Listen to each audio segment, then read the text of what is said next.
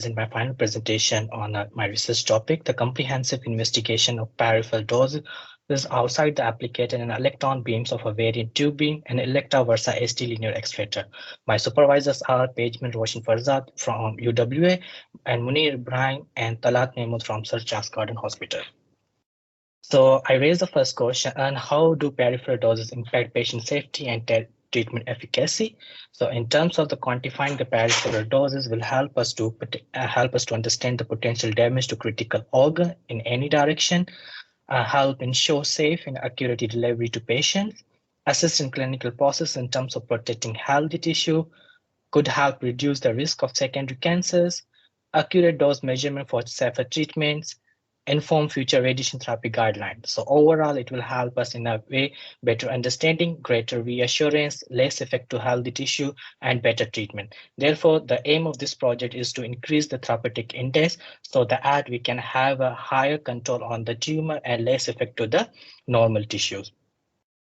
So in terms of project timeline, the first stage of my project is a literature review. So this table illustrated the comprehensive systematic literature review, which I done on a topic on overview of the peripheral dose around the applicator and electron beam therapy.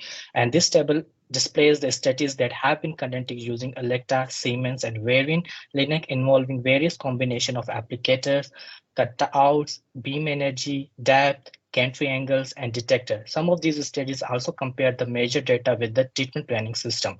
Furthermore, during the systematic literature, it was observed that comprehensive investigation of peripheral doses for Varian TrueBeam and Elekta versus ST has not been conducted. So I already submitted my systematic literature review to this journal, Technology in Cancer Research and Treatment. So next is the film calibration. So for film calibration, the experimental set of ours, first we put a gantry angle at 0 degree, and we used applicator and a cutout of 10 by 10 centimeter square, and then we use Baker solid water phantom 10 centimeter. And then on the top of that, we put APT3 film, and then we use buildup for the different energies. And we kept the distance in the end of applicator and the surface of the phantom 5 centimeter and source to surface distance 100 centimeters. And we use energy 6 and 9 MeV and depth 1.3 centimeter for 6 MeV and 2.9 centimeter for 9 MeV. And we use monitor units from 1 to 250. So for film calibration process, first we cut a single sheet with two small pieces, 5 by 5 centimeter square for the calibration purpose, and identification mark were added as you can see in here. And then each film was irradiated under the same experimental procedure, which I just illustrated in my last slide. Then irradiated film underwent to the scanner. We scanned under the Sir Charles Garden scanning procedure protocols, and then each scanned image went through the image software for cropping those marked area. And then each image was analyzed using the MATLAB software. So finally, following the described method, all the films were processed using the MATLAB film and calibration curve was determined, as you can see in the right side image. So on x-axis, it is dose in centigrade. On y-axis is a scanner response. And as you can see, two curves, one is for 6 MeV and other one is 12 MeV. And they both are very closely aligned together. And the dash and dotted line indicated the fitted curve, which is also closely aligned with the data. As you can see, the R square value. Furthermore, in one study, it was studied that with the electron energy beam ranging from 6 MeV to 16 MeV at a reference measurement condition in water, the energy dependence of the EBT3 film is uniform within 0.5% with the uncertainty close to 1.6%, and which we can clearly see from here that the curve for both energy 6 and 12 MeV are closely aligned. So therefore, for this study, we only went with the for the 12 MeV film calibration curve. So next stage is the peripheral dose measurement. For the peripheral dose, our experimental was before measuring the peripheral dose, we design a rural using the AutoFusion 360, as you can see here. And then using this design, we cut the films using the laser cutter under the protocols which is provided by the Department of Radiation Oncology at Sir Charles Curtin Hospital. And as you can see, the finally cutted film. And then each that cutted film underwent to the irradiation, and the experimental was similar to the film calibration. And this setup you can see in the Varian TrueBeam. And similar setup was also you can see in the right side, left side in the Elekta Versa HD as well. So in this study, for the Elekta Versa HD, we used applicator 10 by 10 and 6 by 6 centimeter square, as you can see on the left side. And the cutouts, we use circle with a diameter of 5 centimeters, 6 by 6 and 10 by 10. And similarly with the Varian TrueBeam, we went with the 10 by 10 and 6 by 6 applicator with the cutout of all circle with a diameter of 5 centimeter, 3 by 3, 6 by 6 and 10 by 10 centimeter square. So for 6 by 6 applicator, we only did measurement with the cutout of circle 5 centimeter diameter. And for the 10 by 10 applicator for Elekta Versa, we only went with the 6 by 6 and 10 by 10. And for the TrueBeam, we again went with the circle with a 5 centimeter diameter, 3 by 3, 6 by 6 and 10 by 10 cutout. So profiles from the Varian TrueBeam. So these all shows this table illustrates the experimental details such as the beam energy, depth, applicator size, cutout sizes, collimator angles, and gantry angle for each measurements for the Varian TrueBeam. And for the Elekta, similarly, it shows all the experimental details such as beam energy, depth, applicator size, cutout, collimator, gantry angles. But you can see that we didn't go with a different gantry angle and different gantry angle for the Elekta Versa HD. Similarly, for film analysis procedure, first we expose the film and then we crop the center part to avoid the marked region, these ones. And after that, we extracted the red channel and applied 3 by 3 median filter and removed the corners.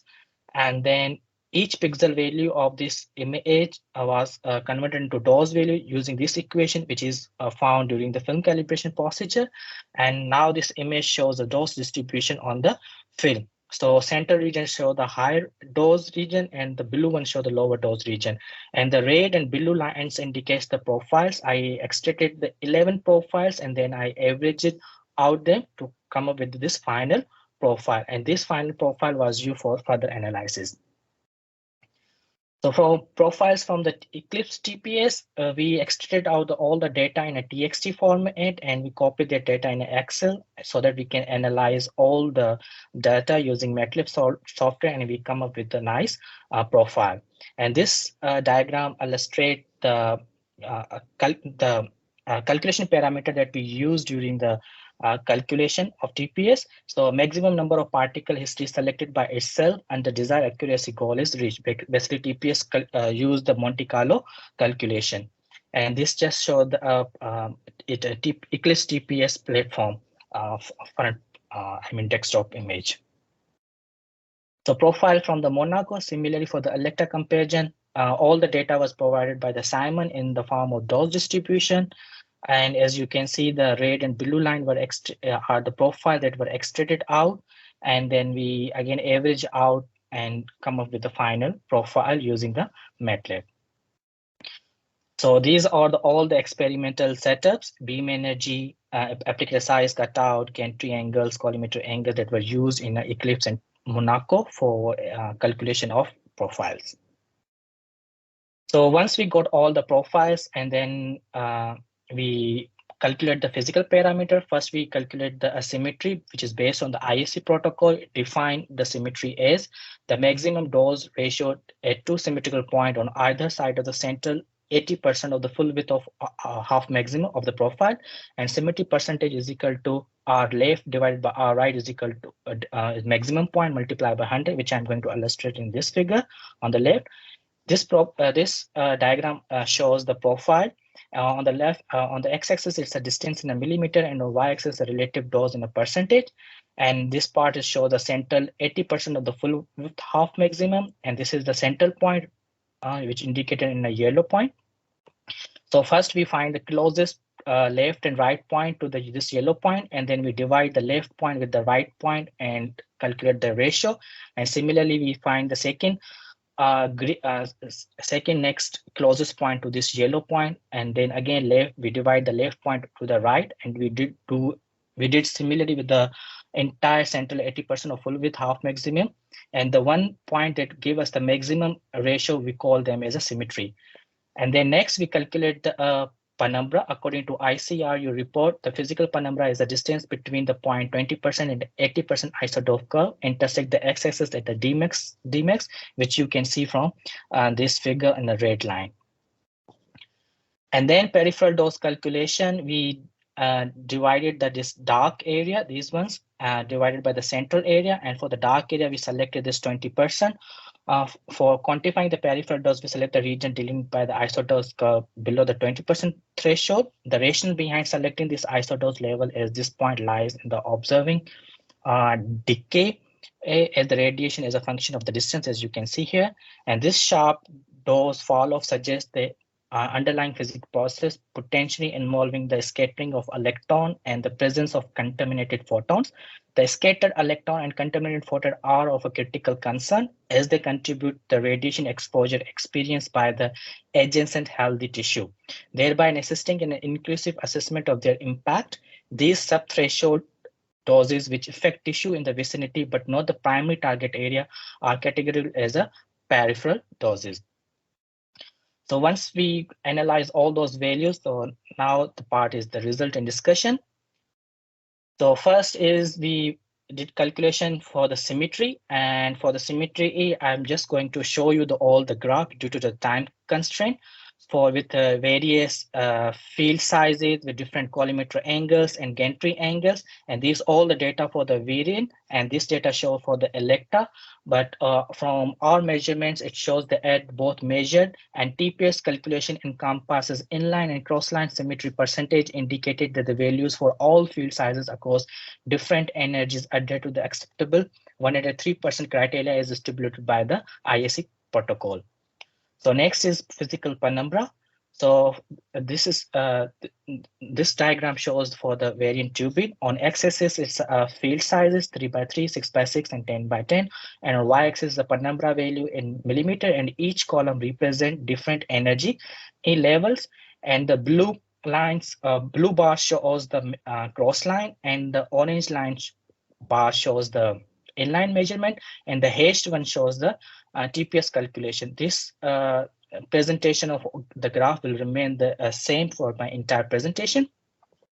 So this graph shows the effect of field sizes on penumbra. So it indicates that on average, the penumbra increases as the field size expands across the energy range. Additionally, each field size, the penumbra increases with rising energy, which you can see through this diagram. Again, on this diagram, you can, on x-axis, it shows the different field sizes, and y-axis is the penumbra. So as the field size is increasing, the penumbra value is increasing for each energy, and for each field sizes with increasing energy, we are also getting higher penumbra. The discrepancy in the penumbra values between the major crossline and inline profiles were determined to be 0.13 plus minus 0.10 millimeter. And the TPS estimates a lower penumbra value with a few exceptions, such as 9 MeV with a field size of 6x6 centimeters square and 12 MeV with 10x10 centimeters square. So in terms of the root mean square deviation for the measured penumbra value for the inline crossline and the TPS profiles was found to be around 1.21 millimeters. Next, we calculate the effect of applicator sizes on penumbra. So in this diagram, you can see on x-axis is the different applicator sizes, on y-axis penumbra, and the field size we choose circled with a diameter of 5 centimeter. So this diagram suggests that there was no significant difference was found across all energy in both across crossline and inline direction, as you can see this. And in terms of the root mean square deviation for the measured and the TPS value was found 0.7 millimeter. The 12 MeV energy show approximately difference of 0.28 millimeter, which is slightly higher than the difference observed for the 6 MeV, 9 MeV. The difference in terms of these two applicators value for average inline and crossline. So next is the effect of gantry angle on a penumbra. So again, on the x-axis is a gantry angle from 0 to 270 degree, and y-axis is the penumbra value. So on an average, this diagram indicate that the penumbra value was found 10.3 plus minus 0.6 millimeter across all gantry angles for all energy in both inline and cross-line direction. And with the within the each energy, no significant difference in penumbra value observed among the gantry angle, as you can see. Additionally, for each energy, the penumbra value for cross-line and inline and across different gantry angle are closely aligned. And in terms of the effect of collimator angles on the penumbra, so again, on x-axis the collimator angle from 0 to 270 degree, and y-axis the penumbra value. So on an average across all collimator angles and energy for inline and crossline, we found a penumbra value around 11.2 plus minus 0.8 millimeters. And within each energy, no significant difference in penumbra value is observed among all the collimator angles. So as the energy increases, there is a notable trend of increasing penumbra, which you can see from here. So for the Elekta effect of field sizes on penumbra, so on x-axis it shows the field sizes. For Elekta, we went with a circle diameter of 5 centimeters, 6 by 6, 10 by 10 cutout, and y-axis shows the penumbra value. So on an average across all field sizes and energy, the penumbra value was found 11.35 plus minus 1.37 millimeters, and the penumbra value tend to increase with the energy at 6 MeV. The average penumbra value is 9.9 plus minus 0.53 millimeter, while for the 12 MeV it is 12.70 plus minus 0.12 millimeters. Monaco TPS estimate penumbra is consistently higher than the measured value for both inline and crossline. So as you can see that this diagram shows the profiles for the 10 by 10. And on x-axis is the distance and y-axis is a relative dose. And this on the left is a crossline profile for the same measurement, and this one is for inline. So inline, as you can see, this green profile which indicate the TPS value for Monaco. So for all the inline profiles for the Monaco TPS, all of them are moving outward, I mean bulging outward, and because of that we are seeing the higher values for the penumbra in inline direction. So in terms of the root mean square deviation for the measured and the TPS value, this is found 3.7 millimeter. This value is greater than what's calculated for the Varian TrueBeam measurement in comparison to the Eclipse TPS. And this might be causing because of this bulging out effect. So notably, the most significant difference in the penumbra value between the measured data and TPS amounting to 6.08 plus minus 1.72 millimeter was observed at 6 MeV, as you can see this. So in terms of the collimator angles for on penumbra, effect of collimator angles on penumbra for Elekta machine, and for Elekta we only went with 0 and 180 collimator angle, and y-axis is penumbra. So on an average for 6 and 9 and 12 MeV, these values were observed, and overall the penumbra value increases with the energy for both crossline and inline. The penumbra value for each collimator angle remain remarkably similar, as you can see from here, with the exception of the 180 degree in 12 MeV, which is exhibits slight difference, light here. When comparing the average differences in penumbra value for inline and crossline across both collimator angle, there is an increasing trend in differences as energy increase, as you can see. So this diagram illustrates the difference in both collimator angle. So on x-axis is the energy and y-axis is the absolute difference with collimator angle with respect to energy. So as the energy is increasing, the difference between these two values are also increasing. So now the peripheral dose. So for the peripheral dose in Varian, first we find the effect of field sizes on the peripheral dose based on the formula which I mentioned in my previous slides. So again, on x-axis is the different field sizes from 3 by 3 to 10 by 10, and y-axis is the peripheral dose percentage. So as the field size increases, the percentage of peripheral doses for the averaged inline and crossline decreases, as you can see, across all energy for both measure and TPS profile. So again, this can be shown from this diagram as well. So on x-axis is the field sizes and y-axis is a peripheral percentage dose. Solid lines indicate the TPS value and dashed lines are indicating the measure value. And so from here, you can see the TPS value are a bit lower than the measurement across all energies.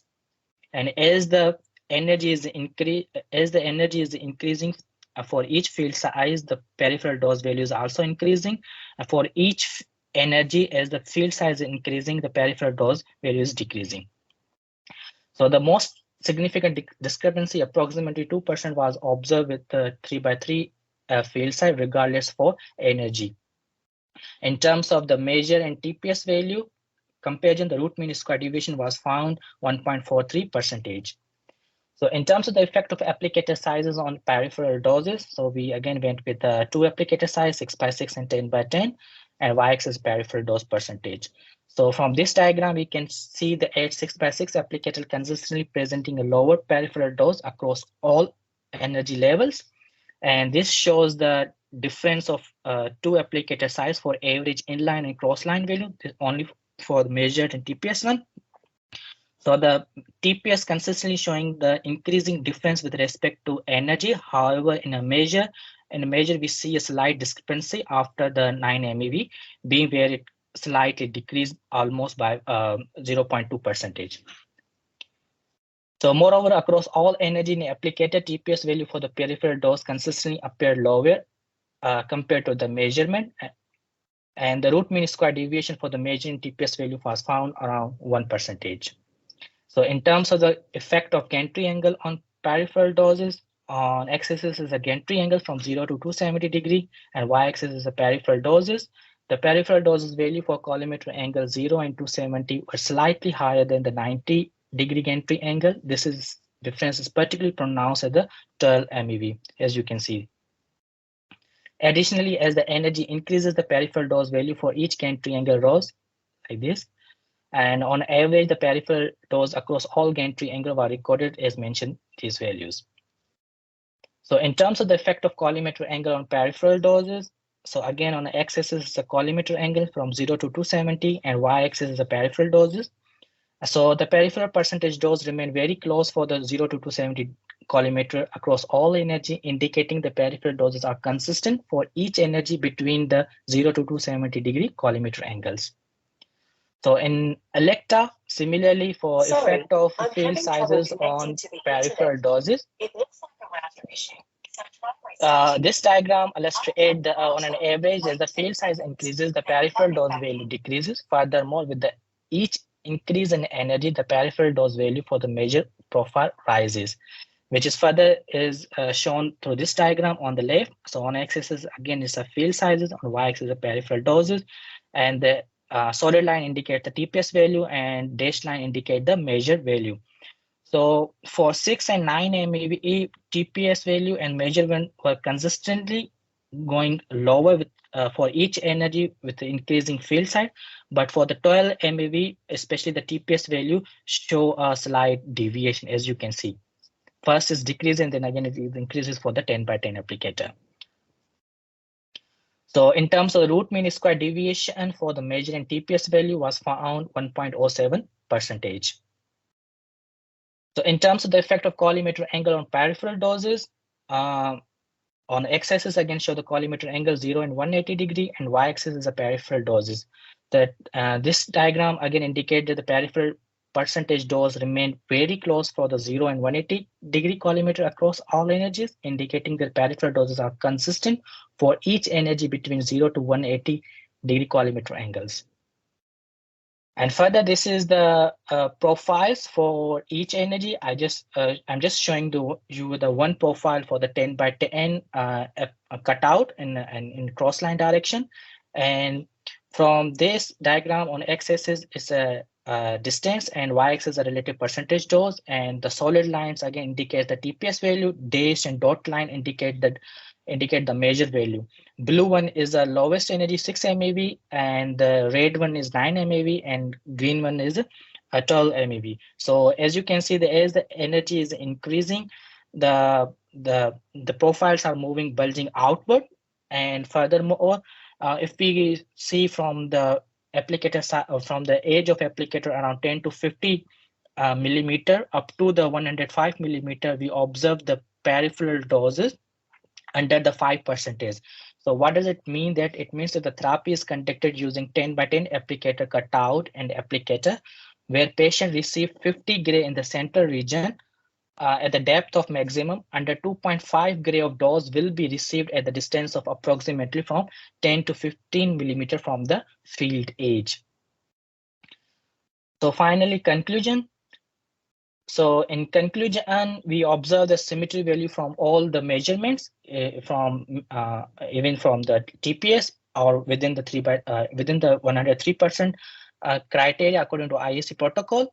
And on average, both penumbra peripheral doses value increases with the energy across all field sizes, gantry angles, collimator angles, and applicator sizes. The root mean square deviation for both measure and TPS profile was within 2 millimeter for penumbra and 1.5% for peripheral doses based on the formula. The penumbra for the 5 centimeter circle cutout for both applicator 10 by 10 show that peripheral doses were slightly higher for the larger applicator than the smaller one. Within the same energy level, the peripheral doses in penumbra didn't exhibit significant difference across all collimator and gantry angles. And in-plane profiles from Monaco TPS exhibit the bulging out effect. I mean, the curve was moving outward, as I showed in the green profile. And approximately 10 to 15 millimeter away from the field of edge, the peripheral dose were observed under 5% of the maximum dose, suggesting the possibility of removing such dose by placing extra shielding on the patient where needed. So in terms of the future work, so further Monte Carlo simulation is suggested for further comprehensive understanding of outer field radiation dose. And it is also recommended to build a computational method so that we can put the physical parameter and then model can estimate the peripheral doses. And third one, to investigate the further development of the shielding material based on the peripheral dose value. So in publication, I already submitted one of the systematic literature review to this journal, and I already completed my manuscript, which is ready, and I already got a review from my supervisors as well. So hopefully by next week I will submit to any journal. And third one, I will work in from next week for the peripheral dose and Elekta versus linear. This paper will be going to be very short one. So acknowledgement, big thanks to all these people. Without their help and suggestion guidelines, this project wouldn't be complete. So I'm really thankful to these all people. Thank you. Thank you so much. Thank you.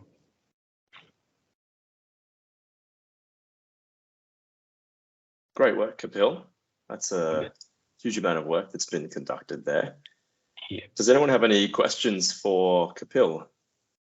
Siva, would you like to go ahead? Somewhere in your slide, you mentioned film processing through a MATLAB. Could you just brief it a little bit more? This one?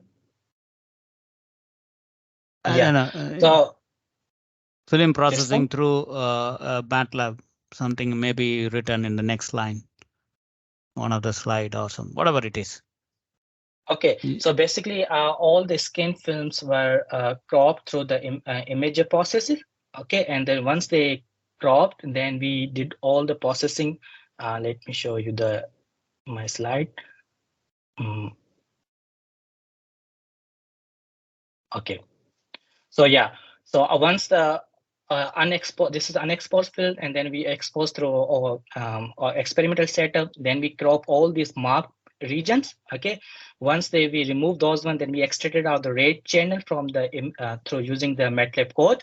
And after then we apply the median filter, and then after applying median filter, we remove the corners because median filter doesn't encounter the corners, as you can see this black pixel, and which you can easily see in this mesh diagram. Once you remove the black corners, then you can analyze this image for further calculating the mean pixel value as a scanner response. Okay, I get that. Thank you. Probably I missed this slide. Maybe that's why I'm asking. No, I didn't put this one slide in my presentation because time constraint. All right. Okay. And you mentioned somewhere in your slide, so many slides and quite faster, so I couldn't fully take the notes. That's okay. Okay. And you mentioned the symmetry between the inline and the cross line. Yes. There is a variation. And did you expect? Did you see the same trend in the when you do it at a different gantry angle? Just a question, but maybe you can think about if you are not. Yeah. Basically, it's really hard to find any trend, because the most important thing for the symmetry is whether the values are within the acceptable range or not. So for our calculation, our value are within the IEC protocol, which suggests the value should be within 103 criteria. So yeah. Yeah, that's what I was thinking, that if you did this collimator angle and gantry angle and all these things, that is mostly showing you the results. But in the discussion part, what you are going to actually say that one, these are findings, yes, finding and within the value. But yes, I don't know whether in terms of in terms of a discussion part, if you don't say that, yeah, these are the findings, but yeah, that's what's my comment. So and okay, go so ahead, purpose of calculating the symmetry was to see whether our profiles are symmetrical or not. If our profiles are not symmetrical, then how can we calculate the peripheral doses? So that is why we just wanted to check out. However, the main focus of my project was to calculate the peripheral doses. Okay, so you want to reconfirm that is nothing is going outside, or unusual thing is seen in different angle. Okay, that was your intention. And also somewhere in the mention the TPS calculated, and TPS calculated, and maybe they will be following a different algorithms, so you may not be able to correlate between the TPS one and the real measurements with the in the measurement uncertainties and all this. These are comments. That's all, not the doubt or anything. Yeah. Thank you. All good. Thank you. Thank you. No, Pejman or Mashid, if you had a question. Thanks, Kapil, for the excellent presentation. That was a lot of work. So I just have a quick question for you about the beam profile. So it looks like to me like 2 to 3. Say for example, slide 23. Okay. If you look at the profile in field, it looks a bit noisy to me. Of course. So have you applied some smoothing to your data, and why does it look so noisy? So even though I applied 3x3, let me show you this image. Okay, so even though I try to apply different median filters like the 3x3 up to 9x9. So even though after applying the 9x9 filter, there were lots of noise, as you can see in the green line. It's really hard to see, but yeah, it's there. So even after applying and averaging out all the central 11 profile, my data was still very noisy. I think it's because of the films, because it's really hard to do the film dosimetry. Yeah. Yes, because compared to, so you think it's because it's high resolution? Yes, because of this. Yep. Okay. Yep. Thank you. All good. Thank you. I have time for one more quick one. Andrew, if you wanted to jump in. Yep. Really good presentation, Kapil. I liked it. Thank you. So this is just a question relating to like film scanner theory. I don't know if you had a slide on your readout and your setup on the scanner. So I'm just wondering what orientation you chose to put your films, and so like that, and the reason why for that. So yeah, we always put the longer side perpendicular to the scanner because of these uncertainties, as you can see, and we always wanted to put the film in the center so that we can have a lower variation along this region. Right. Okay, cool. Thank you. Okay, thank you. Great. Thanks, Kapil, again for that really excellent presentation. All good. Thank you so much.